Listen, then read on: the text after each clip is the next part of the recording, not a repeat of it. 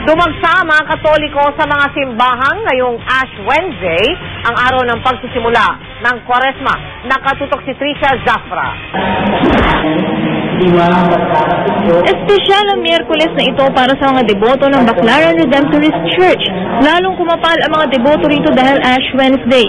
Hudyat na ito ng simula ng Kwaresma, ang 40 araw na pagninilay-nilay at pagtitika hanggang sa sumapit ang Pasko ng Pagkabuhay o Easter Sunday. Kahalaga ng paglalagay ng abo ay isang paalaala na tayo'y mga mortal na mga tao na mamamatay balang araw. At isa pa, isang paalaala na dapat tayong magpenitensya, mag-repent sa ating mga kasalanan.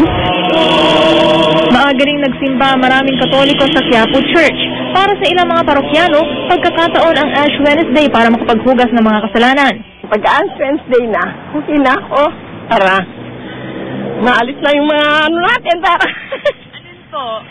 yung mga kasalanan natin kung may nagawaan tayo ng kasalanan, naalis na yun. Tradisyon namang itinuturing ng iba ang pagpapahid ng abo sa noo. May iba namang hindi alam na simula na pala ng Kwaresma.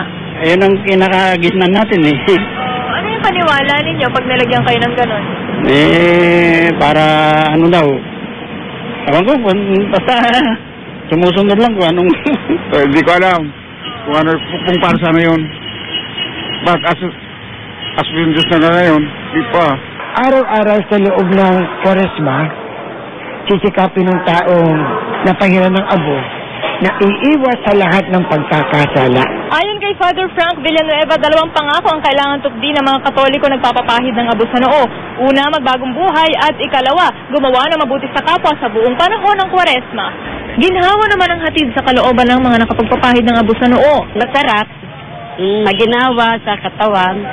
Para po ba saan yan? Paniniwala po na? Naniwala ko sa Panginoon Diyos. Nagsimba po ako para magkapagpasalamat na nakaraos ako sa operasyon nito. Maganda, panibagong natin, puso, magbabago.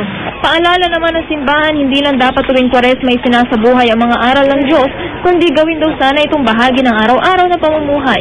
Trisha Zafra, Nakatutok, 24 Oras.